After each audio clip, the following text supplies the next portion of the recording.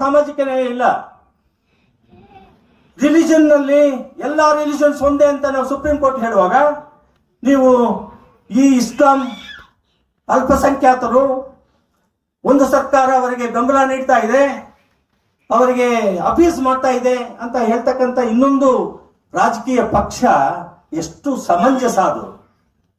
ಯಾರು ತುಳಿತಕ್ಕೆ, ಶೋಷಣೆಗೆ, ವಿದ್ಯೆ ಇಲ್ಲದವರಿಗೆ, ಅವರಿಗೆ ಜ್ಞಾನ ಇಲ್ಲದೆ ಇರೋರಿಗೆ, ಅಬಲರಿಗೆ ನ್ಯಾಯ ಕೊಡಿಸ್ತಕ್ಕಂತಹ, ಸಾಮಾಜಿಕ ಕಳಕಳಿ ಇರ್ತಕ್ಕಂತಹ ರಾಜಕೀಯ ಪಕ್ಷಗಳು ಶಾಸನಗಳನ್ನು ಮಾಡಿದರೆ ಅದನ್ನು ಗೌರವಿಸ್ತಕ್ಕಂತಹ ಜವಾಬ್ದಾರಿ ಎಲ್ಲಾ ರಾಜಕೀಯ ಪಕ್ಷಗಳಿಗೆ ಇದೆ ಅಂತ ನಾನು ತಿಳ್ಕೊಂಡಿದ್ದೀನಿ. ಆ ರೀತಿ ಅರ್ಥೈಸ್ಕೊಳ್ಳಲ್ಲ ಅಂತ ಹೇಳಿದ್ರೆ ಪೀಪಲ್ ರೆಪ್ರೆಸೆಂಟೇಟಿವ್ ಆಕ್ಟ್ ನಲ್ಲಿ ರಾಜಕೀಯ ಪಕ್ಷಗಳು ಜನರಿಗೋಸ್ಕರ, ದೇಶಕ್ಕೋಸ್ಕರ, ಅದನ್ನು ಅರ್ಥ ಮಾಡ್ಕೋಬೇಕು.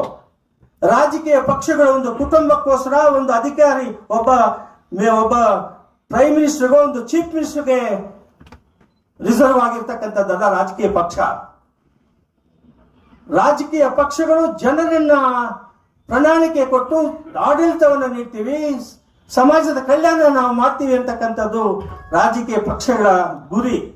ಅದು ಯಾವ ರೀತಿ ಸಂವಿಧಾನದಲ್ಲಿರ್ತಕ್ಕಂತಹ ಅಥವಾ ಪೈಗಂಬರ್ ಮೊಹಮ್ಮದ್ ಅವರು ಹೇಳಿರ್ತಕ್ಕಂಥ ನ್ಯಾಯ ಪರಿಕಲ್ಪನೆ, ಹೆಣ್ಣು ಮಕ್ಕಳಿಗೆ ಸಾಮಾಜಿಕ ನ್ಯಾಯ, ಬಡವರಿಗೆ ನ್ಯಾಯ, ಇವರೆಲ್ಲರಿಗೂ ನ್ಯಾಯ ಕೊಡ್ತಕ್ಕಂತಹ ಒಂದು ಕಾರ್ಯಕ್ರಮಗಳನ್ನು ರೂಪಿಸಿ ಅದರ ಬಗ್ಗೆ ಅನುಷ್ಠಾನಕ್ಕೆ ತರ್ತಕ್ಕಂಥದ್ದೇ ನ್ಯಾಯದ ಒಂದು ಮೂಲಭೂತ ಕರ್ತವ್ಯ. ಆ ನ್ಯಾಯ ಕೊಡಿಸ್ತಕ್ಕಂಥದ್ದು ಬಹಳ ಅವಶ್ಯಕತೆ ಇದೆ.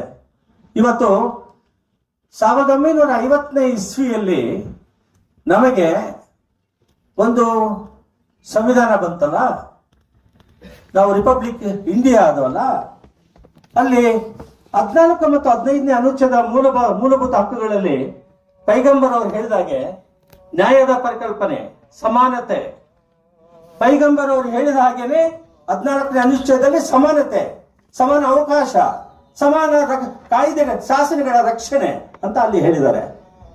ಇಲ್ಲಿ ಸಮಾನ ಅವಕಾಶ ಎಲ್ಲಿದೆ, ಸಮಾನ ರಕ್ಷಣೆ ಎಲ್ಲಿದೆ ಅಂತಕ್ಕಂಥ ನಾವು ಹುಡುಕಬೇಕಾಗಿದೆ. ಅದಲ್ಲದೆ 15ನೇ ಅನುಚ್ಛೇದದಲ್ಲಿ ಏನ್ ಹೇಳ್ತಾರೆ, ಮತಭೇದವಿಲ್ಲದೆ, ಜಾತಿ ಭೇದವಿಲ್ಲದೆ, ವರ್ಣ ಭೇದವಿಲ್ಲದೆ, ಲಿಂಗ ಭೇದವಿಲ್ಲದೆ ಸಮಾನತೆ ನೀಡಬೇಕು ಅಂತ ಹೇಳಿ ಇದೇನೇ ಹೇಳಿದ್ದು ಬಸವಣ್ಣವರು.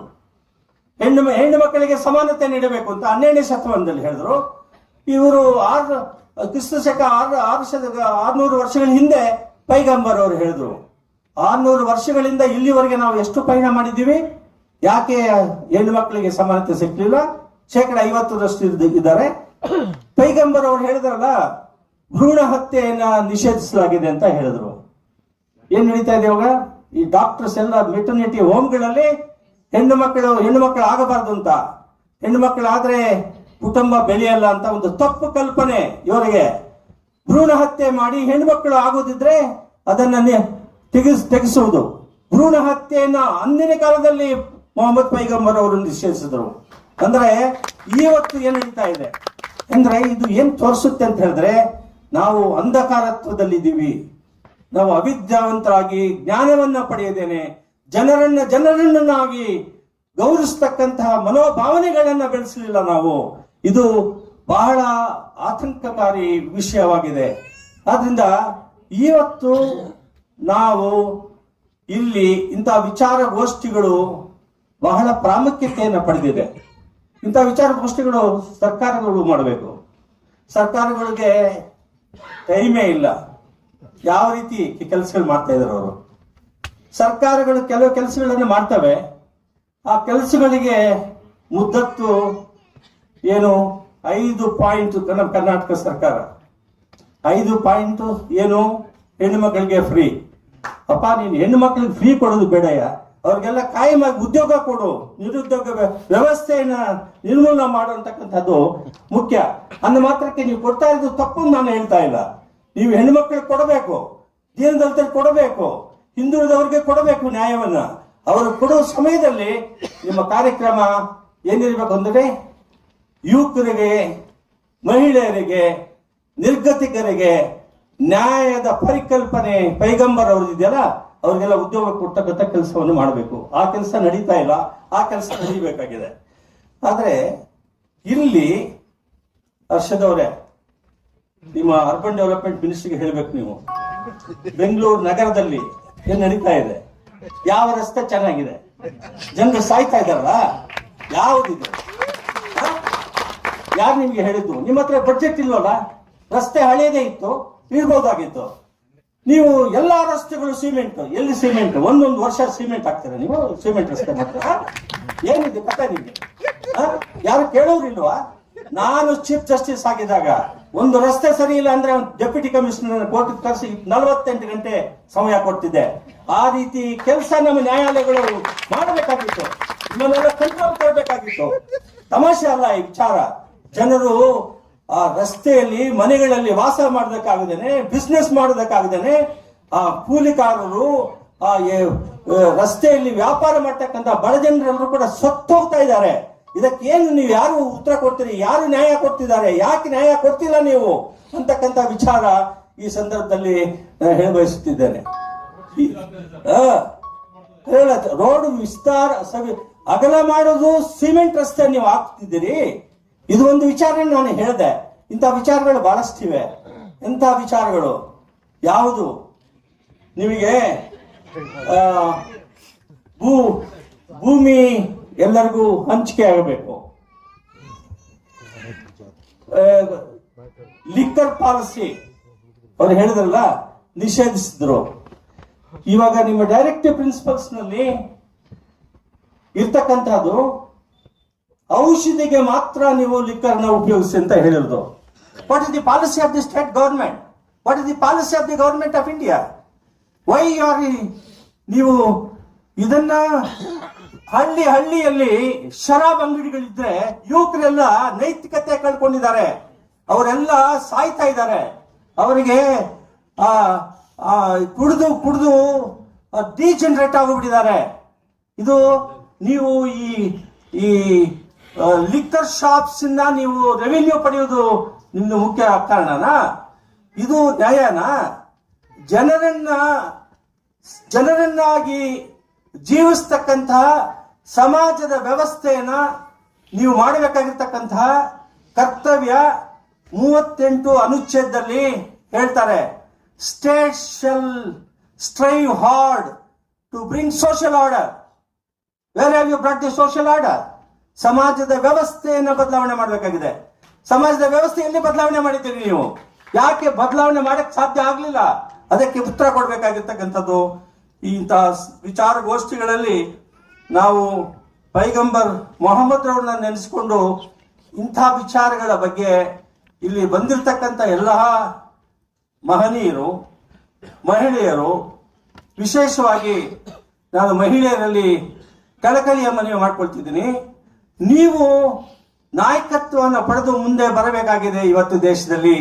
ಅದು ಪಡೆಯಲಿಲ್ಲ ಅಂದ್ರೆ ಸಾಮಾಜಿಕ ನ್ಯಾಯ ಸಿಕ್ಕುವುದಿಲ್ಲ ಅಂತ ಈ ಸಂದರ್ಭದಲ್ಲಿ ವಿಶೇಷವಾಗಿ ನಮ್ಮ ಮುಸಲ್ಮಾನ್ ಬಾಂಧವರಿಗೆ ಕೂಡ ನಾನು ಹೇಳ್ತಿದ್ದೀನಿ. ಅಂಧಕಾರತ್ವದಿಂದ, ಮತಾಂಧತೆಯಿಂದ, ಯಾವುದೇ ಮತಾಂಧತೆಯಿಂದ ಅಂಧಕಾರತ್ವದ ಒಂದು ನಡವಳಿಕೆ ಇದ್ದರೆ ಅವರ ಪ್ರಗತಿ ಆಗುವುದಿಲ್ಲ, ದೇಶದ ಪ್ರಗತಿ ಆಗುವುದಿಲ್ಲ, ಅವರಿಗೆ ನ್ಯಾಯ ಸಿಗುವುದಿಲ್ಲ ಅಂತಕ್ಕಂಥ ವಿಚಾರವನ್ನ ಈ ಸಂದರ್ಭದಲ್ಲಿ ನಾನು ಹೇಳ ಬಯಸುತ್ತಿದ್ದೇನೆ. ಈ ನಿಟ್ಟಿನಲ್ಲಿ ನೀವು ಮುಂದೆ ಬಂದು ಹೆಚ್ಚಿನ ಸಂಖ್ಯೆಯಲ್ಲಿ ಹೆಣ್ಣು ಮಕ್ಕಳಿಗೆ ನ್ಯಾಯವನ್ನು ಕೊಡಿಸ್ತಕ್ಕಂಥದ್ದು ನಮ್ಮೆಲ್ಲರ ಕರ್ತವ್ಯ ಅಂತ ನಾನು ಭಾವಿಸಿದ್ದೀನಿ.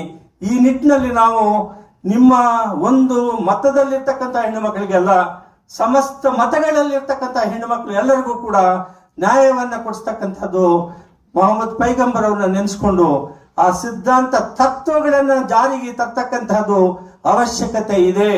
ಅದು ಮಾಡಲಿಲ್ಲ ಅಂತ ಹೇಳಿದ್ರೆ ಈ ದೇಶದ ಪ್ರಗತಿ ಆಗುದಿಲ್ಲ, ಜನರಿಗೆ ಶೋಷಣೆ ತಪ್ಪಿದ್ದಿಲ್ಲ, ರೈತರ ಬವಣೆಯನ್ನು ತಪ್ಪಿಸೋದಕ್ಕಾಗುವುದಿಲ್ಲ. ಆದ್ರಿಂದ ಹೆಚ್ಚಿನ ವಿಚಾರಗಳನ್ನ ಮಾತಾಡೋದಕ್ಕೆ ನಾನು ಬರ್ಕೊಂಡು ಬಂದಿದ್ದೀನಿ. ಆದ್ರೆ ಸಮಯ ಈಗಾಗಲೇ ಚೀಟಿ ಬಂದಿದೆ. ನನಗೆ ಇಸ್ಲಾಂ ಟೀಚಿಂಗ್ಸ್ ಬಗ್ಗೆ, ಅಬೌಟ್ ಜಸ್ಟಿಸ್ ಬಗ್ಗೆ ಸಾಕಷ್ಟು ಸಾಹಿತ್ಯವನ್ನ ಕ್ರೋಢೀಕರಿಸಿ ತಮ್ಮ ಮುಂದೆ ಇಡಬೇಕು ಅಂತ ತಂದಿದ್ದೀನಿ.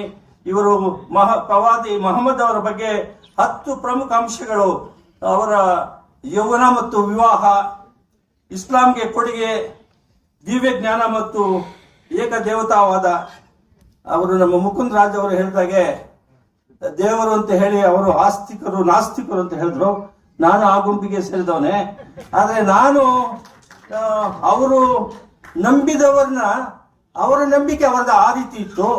ಆದರೆ ಅವರ ಚಿಂತನೆ, ಅವರ ಸಿದ್ಧಾಂತ ಮಾನವೀಯ ಮೌಲ್ಯಗಳನ್ನು ಸಂರಕ್ಷಣೆ ಮಾಡ್ತಕ್ಕಂಥ ಸಿದ್ಧಾಂತ ಆಗಿತ್ತು. ಅದಕ್ಕೆ ನಾವು ಗೌರವಿಸಬೇಕಾಗಿದೆ. ಇದು ನಮ್ಮ ಇನ್ನೊಬ್ಬ ಭಾಷಣಕಾರ ಹೇಳಿದ್ರು, ನಾವು ಸ್ವತಂತ್ರ ಬಂದಾಗ 39 ಕೋಟಿ ಜನಸಂಖ್ಯೆ ಇದ್ವಿ, 38 ಕೋಟಿ ದೇವರುಗಳು ಇದ್ರು ಅಂತ. 140 ಕೋಟಿ ಆಗಿದೆ. ಇವಾಗ ರಸ್ತೆಯಲ್ಲಿ ದೇವಸ್ಥಾನಗಳು, ಎಲ್ಲ ಮಸೀದಿಗಳು ಎಲ್ಲ ಇದು ಜನರ ಕಲ್ಯಾಣಕ್ಕಾಗಿ ಆಗ್ತಕ್ಕಂಥ ದೇವಸ್ಥಾನಗಳು, ಗುಡಿಗಳಲ್ಲ. ಇದು ಈ ವೆಸ್ಟೆಡ್ ಇಂಟ್ರೆಸ್ಟ್, ಪಟ್ಟಭದ್ರತೆ ಸಂಪಾದನೆ ಮಾಡ್ಕೊಳ್ತಕ್ಕಂತಹ ದೇವರುಗಳು ಅವರಾಗಿದ್ದಾರೆ. ಜನರ ಕಲ್ಯಾಣಕ್ಕಾಗಿ ದೇವರುಗಳನ್ನ ನಂಬಿದರೆ ಅದು ಒಂದು ತರಹ. ಅವರಿಗೆ ಸ್ವತಃ ಎಲ್ಲ ಈ ಚಾರಿಟಬಲ್ ಇನ್ಸ್ಟಿಟ್ಯೂಷನ್ಸು, ವಕ್ಫ್ ಬೋರ್ಡ್ಸು, ಇದು ಈ ವಕ್ಫ್ ಆಕ್ಟ್ ಅನ್ನ ಚರ್ಚೆ ಇಲ್ಲದೆ ಪಾರ್ಲಿಮೆಂಟ್ ನಲ್ಲಿ ತಿದ್ದುಪಡಿ ಮಾಡಿ ಅದನ್ನ ಮೂಲಭೂತವಾಗಿರ್ತಕ್ಕಂಥ ಹಕ್ಕುಗಳಿಗೆ ಚ್ಯುತಿ ಬರ್ತಕ್ಕಂಥದ್ದು ಸುಪ್ರೀಂ ಕೋರ್ಟ್ ನಲ್ಲಿ ಪೆಂಡಿಂಗ್ ಇದೆ ಕೇಸು. ಈ ರೀತಿಯ ಸರ್ಕಾರಗಳೇನೆ ಒಂದು ಮತ ಇನ್ನೊಂದು ಮತ ವ್ಯವಹಾರಗಳು ಮಾಡಿಕೊಂಡು ಅವರ ಚಿಂತನೆಗಳನ್ನು ಡೈವರ್ಟ್ ಮಾಡಿ ರಾಜ್ಯಭಾರಗಳನ್ನು ಮಾಡಿ ಅಧಿಕಾರದ ಲಲಾಸೆಯಿಂದ ಇರ್ತಕ್ಕಂತಹ ಈ ಜನರಿಗೆ ಬುದ್ಧಿ ಕೊಡಿಸ್ಬೇಕಂತ ಹೇಳಿದ್ರೆ ನೀವೆಲ್ಲರೂ ಕೂಡ ಜ್ಞಾನವಂತರಾಗಬೇಕು, ವಿಚಾರವಂತರಾಗಬೇಕು, ವಿಷಯವನ್ನು ತಿಳ್ಕೋಬೇಕಾಗಿದೆ. ಇಂಥ ವಿಚಾರಗೋಷ್ಠಿಗಳು ಇಡೀ ದೇಶದ ಉದ್ದಕ್ಕೂ, ಗ್ರಾಮೀಣ ಪ್ರದೇಶದಲ್ಲಿ, ನಗರ ಪ್ರದೇಶಗಳಲ್ಲಿ, ಜಿಲ್ಲಾ ಪ್ರದೇಶಗಳಲ್ಲಿ, ತಾಲೂಕಾ ಪ್ರದೇಶಗಳಲ್ಲಿ ಎಲ್ಲರನ್ನೂ ಸೇರಿಸಿ ಅನ್ಯಾಯಗಳ ಬಗ್ಗೆ ತಿಳಿಸಬೇಕಾಗಿದೆ. ಆವಾಗ ಮಾತ್ರ ನಾವು ಮೊಹಮ್ಮದ್ ಪೈಗಂಬರ್ ಅವರ ನ್ಯಾಯ ಅಧಿಕಾರ ಅನ್ನೋದಕ್ಕೆ ಅರ್ಥ ನಾವು ಗೌರವಿಸೋದಾಗೆ ಆಗುತ್ತೆ ಅಂತ ಹೇಳಿ ನನ್ನ ಅಭಿಪ್ರಾಯ. ಆರ್ಥಿಕ ನ್ಯಾಯ, ಎಕನಾಮಿಕ್ ಜಸ್ಟಿಸ್ ಅಂತ ಹೇಳಿದ್ನಲ್ಲ ಪ್ರಸ್ತಾವನೆಯಲ್ಲಿ, ಮೂಲಭೂತ ತತ್ವ, ಅದನ್ನು ಪೈಗಂಬರ್ ಅವರು ಆವಾಗಲೇ ಹೇಳಿದ್ರು. ಮತ್ತೆ ವ್ಯಾಪಾರ ಮತ್ತು ವ್ಯವಹಾರದಲ್ಲಿ ಸತ್ಯಸಂಧತೆ, ವೇರ್ ಈಸ್ ಸತ್ಯ ಇವಾಗ? Where is the justice, where is the honesty? There is no honesty in the government itself. Where do you get it? ವ್ಯಾಪಾರ, now government is doing vyapara, constitution provides for it, but what kind of vyapara you are doing? Is there any element of the honesty in that? No. ನೀವು ಆಗ್ತಕ್ಕಂತಹ transparency act ನ violate ಮಾಡಿ ನಾವು ಕೇಳ್ಪಟ್ವಿ. ನೀವು ಕಮಿಷನ್ಗಳನ್ನ ಹಾಕಿದ್ರಿ. Corona period ನಲ್ಲಿ 2,000 ಕೋಟಿ ಅನ್ಯಾಯ ಆಗಿದೆ ಅಂತ ಹೇಳಿ, ಏನು ಈ ಮಾಸ್ಕ್ ತಗೊಳ್ಳೋದ್ರಲ್ಲಿ ಮತ್ತೆ ಔಷಧಿ ತಗೊಳ್ಳೋದ್ರಲ್ಲಿ, ಆ ಪೇಷಂಟ್ಸ್ ಕೊಡೋದ್ರಲ್ಲಿ ನಮ್ಮ ಸುಪ್ರೀಂ ನಿವೃತ್ತ ನ್ಯಾಯಮೂರ್ತಿ ಒಂದು ರಿಪೋರ್ಟ್ ಕೊಟ್ಟಿದ್ದಾರೆ. ಅಂದಿನ ಗೃಹ ಮಂತ್ರಿ, ಆಮೇಲೆ ಆರೋಗ್ಯ ಮಂತ್ರಿ, ಚೀಫ್ ಮಿನಿಸ್ಟರ್, ಬೇರೆ ಸಹಕಾರ ಕಾರ್ಯದರ್ಶಿಗಳು, ಅದರಲ್ಲಿ ಬಹಳ ಅವ್ಯವಹಾರ ನಡೆದಂತಹ, ಎಲ್ಲಿ ನಿಮ್ಮ ವ್ಯಾಪಾರದಲ್ಲಿ, ನಿಮ್ಮ ನಡವಳಿಕೆಯಲ್ಲಿ, ನಿಮ್ಮ ಆಡಳಿತದಲ್ಲಿ ಯಾವುದು ಸರಿ ಇಲ್ಲದೆ ಕಾಣ್ತಾ ಇದೆ. ಮತ್ತೆ ಎಲ್ಲರಿಗೂ ಸಮಾನ ನ್ಯಾಯ, equal justice, article 38A of the constitution of India, ಸಮಾನ ನ್ಯಾಯ, ಇಕನಾಮಿಕ್ ಈಕ್ವಲ್ ಜಸ್ಟಿಸ್ ಅಂತ ಹೇಳಿ ಇವಾಗ ಹೇಳಿದೆ. ಸಾಕ್ಷಿಯ ಪವಿತ್ರತೆ ಮತ್ತು ಜವಾಬ್ದಾರಿ ಇರಬೇಕಾಗಿದೆ. ಸುಳ್ಳು ಪ್ರಮಾಣಗಳ ನಿಷೇಧ ಆಗಿದೆ. ಪ್ರಮಾಣ ತೆಗೆದುಕೊಂಡು ಪ್ರತಿಯೊಬ್ಬರು ಮಿನಿಸ್ಟ್ರಿಗಳಿಂದ, ಪ್ರತಿನಿಧಿಗಳು, ಮತ್ತೆ ಎಲ್ಲ ಜನರು, ಸರ್ಕಾರ ಎಲ್ಲ ಕಡೆ ನಾವು ಕೇಳ್ತಾ ಇದ್ದೀವಿ, ಅವರು ಈ ಸುಳ್ಳು ಪ್ರಮಾಣಗಳು, ಆ ಪ್ರಮಾಣಕ್ಕೇನೆ ಗೌರವ ಇಲ್ಲದೆ ನಡ್ಕೊಳ್ತಿದ್ದಾರೆ. ನ್ಯಾಯಯುತ ತೀರ್ಪು ಮಾಡಬೇಕಾಗಿದೆ. ದುರ್ಬಲರು ಮತ್ತು ಶೋಷಿತರ ಹಕ್ಕುಗಳನ್ನು ಸಂಪಾದನೆ ಮಾಡಬೇಕಾಗಿದೆ. ಆಡಳಿತದಲ್ಲಿ ಉತ್ತರದಾಯಿತ್ವ ಇರಬೇಕಾಗಿದೆ. ಲಂಚದ ಕಠಿಣ ನಿಷೇಧ, ಪೀಪಲ್ ಕರಪ್ಷನ್ ಆಕ್ಟ್ ಆಫ್ 1988, ಏನು 1,106 ಕೋಟಿಗಳು ಅಧಿಕಾರಿಗಳು, ಲಂಚಕೋರರು ಎಲ್ಲರ ಮಧ್ಯೆ ಇವತ್ತು ಲಂಚ ತಾಂಡವಾಡ್ತಾ ಇದೆ. ಕೇಸುಗಳಲ್ಲಿ ಅವ್ರಿಗೆ ಶಿಕ್ಷೆ ಆಗುದಿಲ್ಲ. ನಾವು ಅವರಿಗೆ ಈ ಇನ್ವೆಸ್ಟಿಗೇಷನ್ ಆಫೀಸರ್ ಸರಿಯಾದ ಇನ್ವೆಸ್ಟಿಗೇಷನ್ ತನಿಖೆ ನಡೆಯುವುದಿಲ್ಲ. ಅವ್ರನ್ನೆಲ್ಲ ಬಿಡುಗಡೆ ಮಾಡ್ತಕ್ಕಂತಹ ಒಂದು ಚಾರ್ಜ್ ಶೀಟು ನಡೀತಾ ಇದೆ. ಮತ್ತು ಒಪ್ಪಂದಗಳು ಮತ್ತು ಕರಾರುಗಳ ಪಾಲನೆ ಇಲ್ಲ, ಮತ್ತು ಸತ್ಯವೇ ಧರ್ಮದ ಅಡಿಪಾಯ ಅಂತಕ್ಕಂಥದ್ದು ಇಂತಹ ಬಹಳ ಪ್ರಾಮುಖ್ಯವಾಗಿರ್ತಕ್ಕಂತಹ ವಿಷಯಗಳನ್ನ ಇವರು ಪೈಗಂಬರ್ ಅವರು ನಮಗೆ ಸಿದ್ಧಾಂತಿಕವಾಗಿ ಹೇಳಿ ಹೋಗ್ಬಿಟ್ಟು ಹೋಗಿದ್ದಾರೆ. ಇದು ಸರ್ವಜನರ ಪ್ರವಾದಿ ಮೊಹಮ್ಮದ್ ಸರ್ವಜನರ ಪ್ರವಾದಿ. ಈ ಪುಸ್ತಕನ ಸೈಯದ್ ಹಾಮೀದ್ ಅವರು ಮೊಯ್ಸಿನ್ ಕನ್ನಡದಲ್ಲಿ ಮಾಡಿದ್ದಾರೆ, ಟ್ರಾನ್ಸ್ಲೇಷನ್ ಮಾಡಿದ್ದಾರೆ. ಕುರಾನ್ ಕೂಡ ಕನ್ನಡದಲ್ಲಿ ಟ್ರಾನ್ಸ್ಲೇಷನ್ ಮಾಡಿದ್ದಾರೆ. ಇದರ ಬಗ್ಗೆ ನೀವು ಹೆಚ್ಚಿಗೆ ಓದಿ. ನಾವು ಇವತ್ತು ಈ ಸಮಾರಂಭದಲ್ಲಿ ಪ್ರವಾದಿ ಮೊಹಮ್ಮದ್ರನ್ನು ಸಂತ ಹರೀರಿ ಮತ್ತು ಭಾರತೀಯ ಸಮಾಜದಲ್ಲಿ ಪ್ರವಾದಿ ಮೊಹಮ್ಮದ್ ಅವರ ಸಂತ ಆದರ್ಶದ ಔಚಿತ್ಯ ಪುಸ್ತಕಗಳನ್ನ ಬಿಡುಗಡೆ ಮಾಡಿದ್ದೀವಿ. ಆ ಪುಸ್ತಕಗಳನ್ನೆಲ್ಲ ತೆಗೆದುಕೊಂಡು ನೀವೆಲ್ಲ ಓದಿ ಜ್ಞಾನವಂತರಾಗಿ ಪ್ರಜ್ಞಾವಂತರಾಗಿ ಅನ್ಯಾಯದ ವಿರುದ್ಧ ಹೋರಾಟ ಮಾಡಿ ನಾವು ನ್ಯಾಯವನ್ನ ಪಡೀತಕ್ಕಂಥವ್ರು ನೀವೇ ಅಲ್ಲ, ಸಮಾಜದ ಎಲ್ಲ ಜನರು ಕೂಡ ಶೋಷಣೆಯ ವಿರುದ್ಧ ನ್ಯಾಯ ಪಡೆಯುವುದಕ್ಕೆ ಹೋರಾಟಗಳನ್ನು ಮಾಡಿ ಅಂತ ಹೇಳಿ ಮತ್ತೊಮ್ಮೆ ನಮ್ಮ ಜಮಾಯಿತ್ ಇಸ್ಲಾಮಿ ಅವರಿಗೆ ಅಭಿನಂದನೆ ಸಲ್ಲಿಸಿ ನಿಮ್ಮೆಲ್ಲರಿಗೂ ಹೊಂದಿಸಿ ನನ್ನ ಮಾತನ್ನು ಮುಗಿಸ್ತಿದ್ದೇನೆ.